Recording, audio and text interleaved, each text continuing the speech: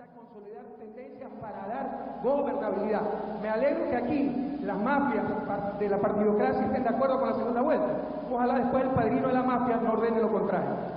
Y se le va a acabar el poder a estas mafias organizadas que aquí tienen el descaro de hacerse llamar partidos políticos.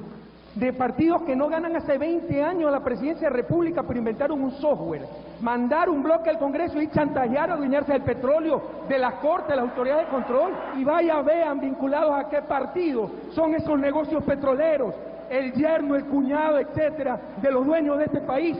Ya basta, ya basta. Jaime Roldós Aguilera se posesionó como presidente. El primer mandatario murió en un accidente en el avión presidencial cerca de Loja, evento que no se clarificó totalmente. Nunca hubo una versión definitiva de los hechos. Las investigaciones fueron confusas. A la justicia se le pasó por las narices un probable caso de magnicidio. Le sucedió su vicepresidente Osvaldo Hurtado Larrea. Tras el desastre aéreo, vino el desastre nacional. El presidente Hurtado tomó las deudas en dólares de los empresarios privados y las convirtió en sucres, la moneda nacional que era más débil que el dólar. En ese cambio de monedas se esfumaron miles de millones de dólares. El mismo gobierno de Hurtado fue el garante de la compra de una procesadora de basura, alentada por el alcalde de Guayaquil, Antonio Jana. El Contralor de la Nación de ese entonces concluyó lo siguiente: el precio original fue de 16 millones y se terminó pagando 60 millones de dólares. En su informe dio a conocer que el equipo se pudrió en el puerto de Guayaquil. Muy cerca de este escándalo y otra vez en Guayaquil, se fraguó otro, de la construcción del nuevo terminal terrestre. La Comisión de Tránsito del Guayas adjudicó a dedo la construcción de esta obra. La empresa extranjera, a su vez, contrató a Matrixa para la construcción de las vigas y las rosetas que no se fabricaron de acuerdo a las necesidades del edificio. El terminal pudo ser ocupado un año después y de manera parcial, pues se comenzó a derrumbar. El Estado ecuatoriano se perjudicó en 100 millones de dólares, pues le tocó reparar los daños. Ninguno de los involucrados en este caso fue sancionado. ¡Juro ante Dios y ante la patria que jamás os traicionaré! Un problema inmenso, la basura. Y un caso de corrupción aún más grande. Se compran 350 carros recolectores con un sobreprecio de $7.000 por cada recolector. El acusado, Jofre Torbay, secretario del presidente León Febres Cordero, huyó del país y el juicio prescribió. Lo siguiente fue el escándalo por la vía perimetral, una enorme autopista que pasaba justamente por donde tenía planes inmobiliarios el entonces gobernador del Guayas, Jaime Nebot Saadi. En la década de los 80 hubo mucho más. Se desató una escaramuza armada entre la Fuerza Aérea y el Ejército, debido a la compra de un avión del fabricante Fokker para que sea operado por TAME en la ruta Quito-Loja. En ese negocio también fue denunciado un sobreprecio. Luego, el ministro de Industrias del gobierno social cristiano, Javier Neira, fue acusado de peculado por participar en la contratación de una empresa que ofrecía servicios hospitalarios. El caso Equa Hospital terminó como otros. El acusado huía a Miami y esperaba que prescriba el proceso. De igual manera, el presidente social cristiano, su yerno Miguel Orellana y el israelita Ran Gassit fueron procesados por pagos indebidos de $150.000 que supuestamente fueron usados para la lucha contra la guerrilla. Los roldosistas insultaron a los dignos. Dají intentó protestar. Momentos en que el diputado roldosista Villamagua lanzó un cenicero contra aquel. Señor, que vean los medios de comunicación. Señor, que vean lo que me han hecho. Para 1986, el Congreso se ganó el nombre de circo. Los diputados no debaten, no piensan. Entre socialcristianos y roldosistas resuelven las cosas a insultos y empellones. Con la justicia rodeada por armas, la corrupción va y viene y pisotea a los ciudadanos. Es posible, señores, que los socialcristianos y el PRE Hagan esto. ¿Quién fue, doctor? ¿Quién fue? Jacobo Bucaram. ¿Y el que lanzó el cenicero? Fue el diputado Villamagua contra el diputado Dajic. Y por decir eso, para que se detenga la violencia, me hacen esto. No es justo, señor. Lo que pasa es que se juegan intereses económicos muy grandes. Y eso es lo que en este momento ellos tratan de imponer. Una amnistía que no tiene los votos. El 31 de agosto de 1990, el entonces diputado Jaime Nebot respondió así ante los argumentos dichos en su contra por parte de otro legislador. Ven para mearte, insecto, hijo. No puedo pegarte, tengo que mearte. Ven para mearte, hijo. Maricón. Raúl Patiño, no te metas, tú eres decente, no te metas. No te insultar. No puedes insultar aquí, pues. Rata.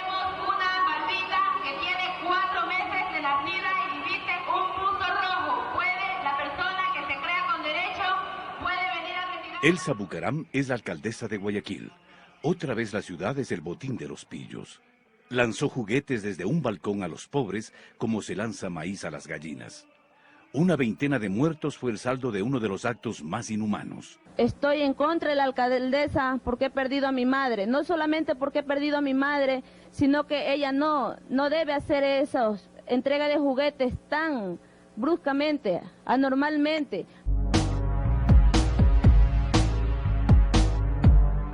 Mi primera escuela era María Luisa Solís Sánchez. Cuando yo estaba estudiando había primero, segundo y tercero en el mismo aula. Eran las banquitas donde uno se sentaba uno encima de otro. Te digo uno encima de otro porque en la banquita donde yo estaba nos ponían 3 flaquitos juntos. Justo cuando Erika Urrutia asistía a la escuela primaria, Sixto Durán Ballén ganó las elecciones. Y el Partido Social Cristiano conservó sus influencias y volvieron a las de siempre. Se conoció cómo fue otorgado un formidable préstamo a los propietarios de una empresa financiera en bancarrota. Nadie se olvida de Flores y Miel, tampoco de la impunidad, y la justicia sitiada por el presidente para salvar a sus parientes. Se propiciaron leyes para quitar los controles al sistema financiero. Sixto Durán Ballén apoyó la iniciativa y los socialcristianos la aplaudieron. Casi sin regulación se iniciaron los préstamos vinculados, empresas fantasmas, dispendio y farra. Se había sembrado la semilla de una quiebra del sistema financiero. Siempre la ambición puede más. En el gobierno de Durán Ballén se construyó una bomba que estallaría 4 años más tarde. Yo creo que hay muchas, variadas formas de corrupción de la política.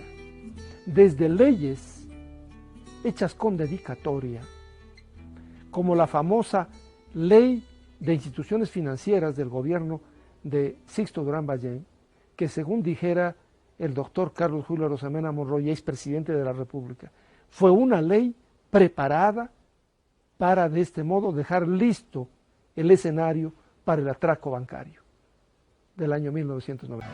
El arribo del roldosista Abdalá Bucaram Ortiz añade colorido, música y baile a una tragedia vergonzante. Al presidente le tildaron de loco, 6 meses de ingobernabilidad y bochorno, medio año de rechazo ciudadano a un gobierno fallido que nunca despegó. El gobierno roldosista puso al frente de la política económica a sus amigos, ricos banqueros, quienes financiaron su campaña, Álvaro Noboa y Roberto Isaías, entre otros. Para casualmente tratar de cumplir las metas sociales del abogado Bucaram. El gobierno del abogado Abdalá Bucaram subió los precios de los servicios públicos, las tarifas telefónicas, la electricidad en un 500%. Eliminó el subsidio al gas doméstico, impuso el cobro en los hospitales públicos y subió el pasaje del transporte popular. No paró el incremento mensual de los precios de la gasolina y de otros derivados del petróleo.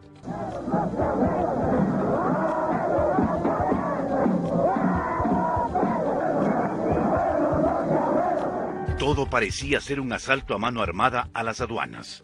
Todo olía a protección del sillón presidencial. Dejando la democracia rebajada al nivel de vergüenza, el gran protagonista simplemente se mandó a cambiar. Y esa misma tarde, voló para no volver. Abdalá Bucaram abandona el país en las primeras horas de la tarde. El siguiente presidente es interino, Fabián Alarcón Rivera y su inseparable edecán, Lucio Gutiérrez. Alarcón era uno de los 2 diputados del partido alfarista y logró los votos suficientes para ser presidente. ¿Qué ofreció a cambio? Con una elección tan torcida, Fabián Alarcón pasó a ser parte del top 10 corrupto. Lo hace con el caso Andrade Gutiérrez. La Contraloría General de la Nación inició un proceso debido al pago de un dinero que la institución consideró que no se debía cancelar. La acusación fue recogida por la justicia y meses después fue sobreseído. Usted preside la República en una etapa de profundos cambios institucionales. Sin contar con las andanzas de César Verduga, su hombre de confianza, quien fue acusado de haberse apropiado de fondos secretos. Se inició el juicio y el acusado salió del país. Y las de su hermano Franklin, involucrado en múltiples denuncias de las memorables raterías de la Garita 3. Un prolijo sistema de extorsión que afectó a los usuarios de los choferes de la terminal terrestre de Guayaquil. Yamil Maguad pagó rápido sus culpas. Los banqueros le financiaron su candidatura. El aporte de Aspiazu, Maguad, Pons y Ramón Yulí le pidieron una contribución que estuviera al nivel de otras donaciones hechas por Álvaro Guerrero, Fidel Egas, Guillermo Lazo, Nicolás Landes, Roberto Vaquerizo, Danilo Carrera y Medardo Ceballos, todos ellos banqueros. Yulí mostró cuentas y cheques a quienes se pagó con el aporte de Aspiazu. En el que se indica claramente dónde se gastaron los $3.100.000 que el doctor Aspiazu nos entregó. Una vez instalado su gobierno, desde el primer día, Maguad nombra a reconocidos banqueros en su gabinete. Guillermo Lazo, del Banco de Guayaquil, se convierte en el superministro de Economía. Álvaro Guerrero Ferber, desde la Previsora, presidente del Consejo de Modernización. Fernando Guerrero Ferber, también de la Previsora, va al Banco Central. Medardo Ceballos Valda, del Bancomex, se convierte en embajador en México.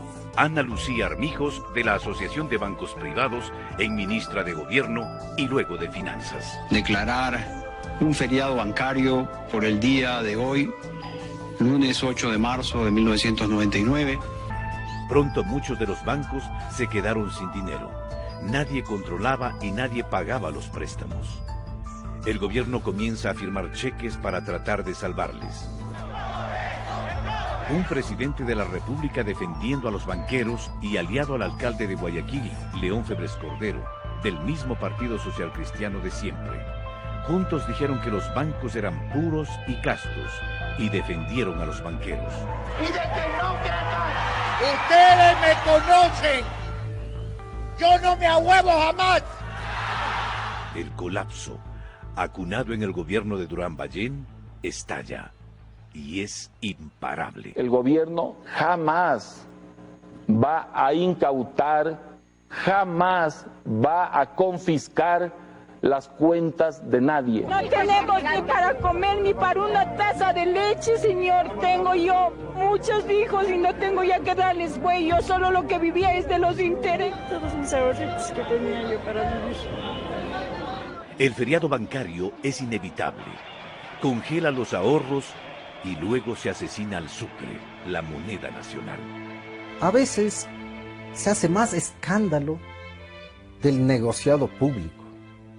Pero ¿qué decir del negociado privado, como el que ocurrió en 1999, con un grupo selecto de banqueros? Ecuador está sumido en la mayor crisis de su historia.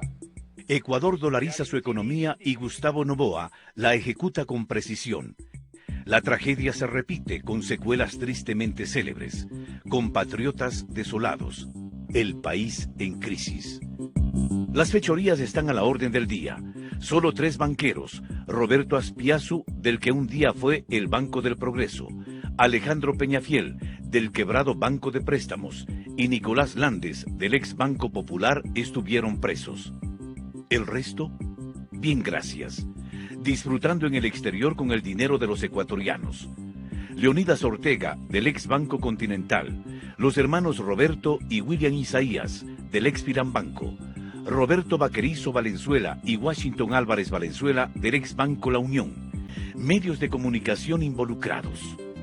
periódicos que se jactan de independientes y objetivos como El Universo, es liderado por quien fue uno de los principales y más cercanos abogados del banquero Roberto Aspiazu, Hernán Pérez Luce, editorialista y accionista del diario guayaquileño. El caso de la quiebra de Filambanco es emblemático.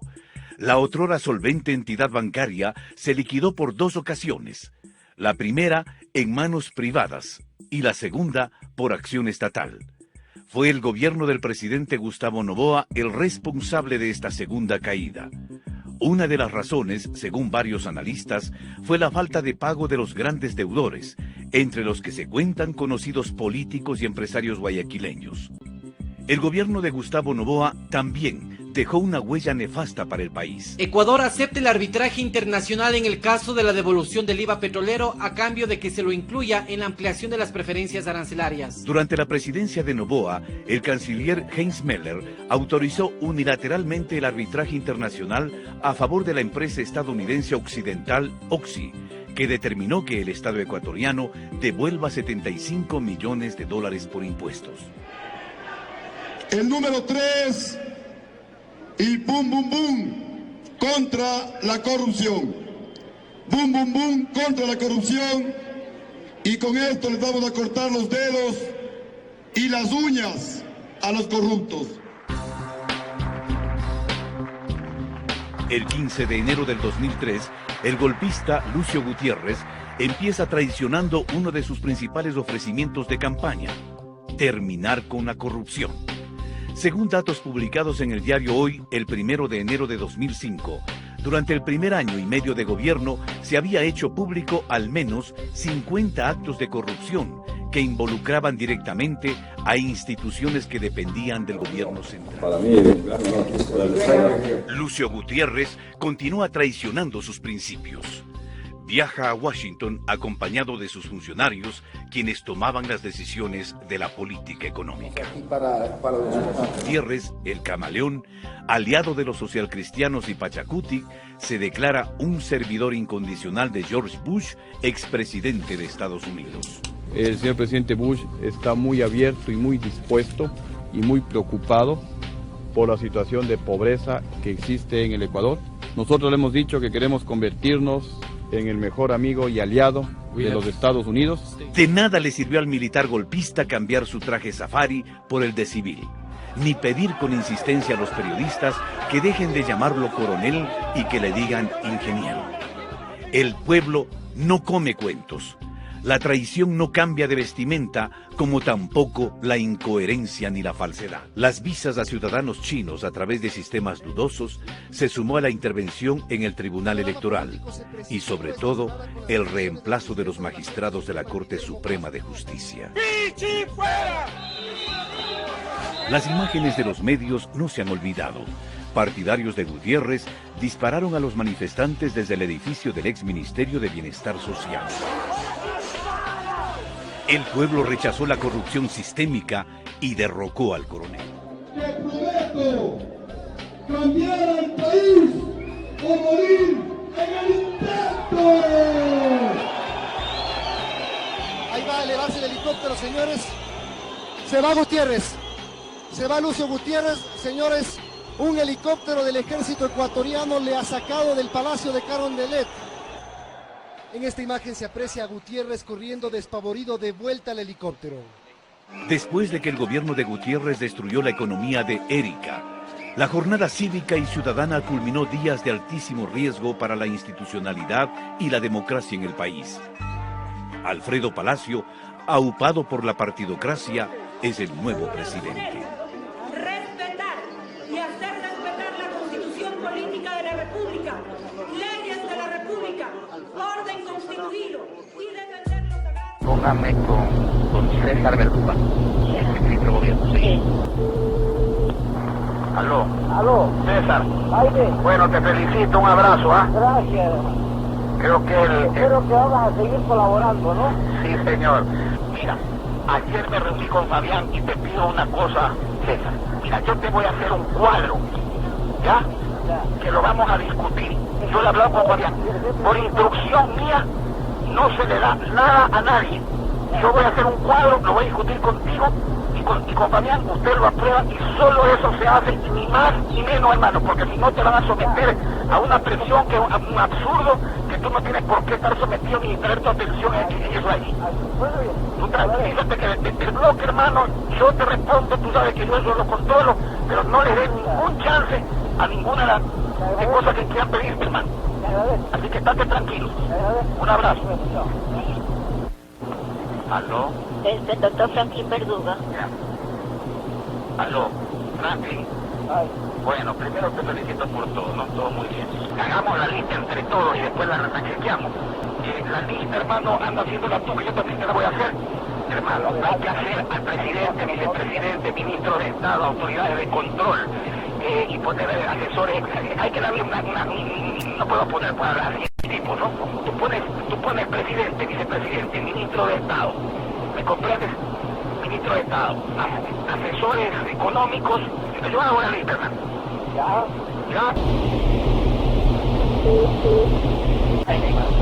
Jaime, León. Sí, León. Mira, Jaime. Para presidente, yo voy a doctor Morales. No. Morales para presidente de la Comisión de Tránsito. No, yo te dije, no hemos puesto intendente ni tú ni yo. Verduga va a poner miembros de la Comisión de Tránsito. Miembros de la No, ayer que conversamos, Franklin Verduga me dijo a mí, ¿qué te parece a ti para intendente? Pero espérate un momentito, que en la lista que tú y yo pusimos, yo te puse un papelito aparte. Franklin con el hermano, de la seguridad que sí. Pero no para gobernador. No me pidieron un nombre. Ya. Yo le sugerí a Rafael Guerrero. Ya. Y si quiere un hombre clase media, dije Walter Avidez. No nos consultan. Ya. Toman decisiones. Marcelo Aneado, presidente de la Junta Monetaria. De hecho, no se puede negar al señor Marcelo Aneado quién es mi candidato para el capaz. Su capacidad de gran administrador. Eres banquero. Estás haciendo lo mismo en Bucaram. Una banquero como Álvaro Novoa, y lo ves ahí a conducir la economía del país. Cambio banquero. Cambio banquero. Ya confirmó, por yo se quise confirmar a Ricaute. Porque la terna contemplaba a Ricaute, Ortega y un tercero. Ramiro Ricaute. Ramiro. Pero de primera. Claro, Ramiro. Entonces yo lo he convencido. Hablamos del gobernador, hablamos de la monetaria. Se hizo una gestión con Pedro Gómez porque hay un par de boletines empresas terribles. Ya. Canciller, el cartón de Ramberán, está pensando en Ayala, pensaba en Ayala. Oye, Fernández de Córdoba, Blasco no le aceptó, no quiso. Valencia, claro. Yo Valencia lo conozco, porque el líder de la dictadura, no se olvide usted, y el otro me parece que es un hombre más internacionalista. Bueno, si se me ocurre algo más, ya me aviso, ¿ok? Política de la República, leyes de la República, orden constituido y defender los sagrados. Porque la corrupción se expresó también en el perverso desmantelamiento de las instituciones, de la educación y salud pública, del registro civil, como emblemática señal del despojo cotidiano, o en los memorables perjuicios en cada negociación de la deuda externa. Se hacía de la vista gorda en la repartición del pastel de las telecomunicaciones. Este fue un sistema que funcionó muy bien para enriquecer a muy pocos. Se llegó al extremo de tratar de privatizar los correos por la miseria de $15,000 al mes. Hasta ahora es difícil conocer hasta dónde llegaron los tentáculos de la corrupción. Tanto se ha metido la corrupción en la esencia del Estado ecuatoriano que quienes antes fueron procesados ahora dan lecciones de moral. Y ciertos medios las replican sin vergüenza ni beneficio de inventario. Basta que algún descalificado aventure acusaciones que logra atención mediática. Fueron 33 años de nada, de vacíos, de abusos y corrupción. Toma tiempo rehacer tanta desidia, pero es el compromiso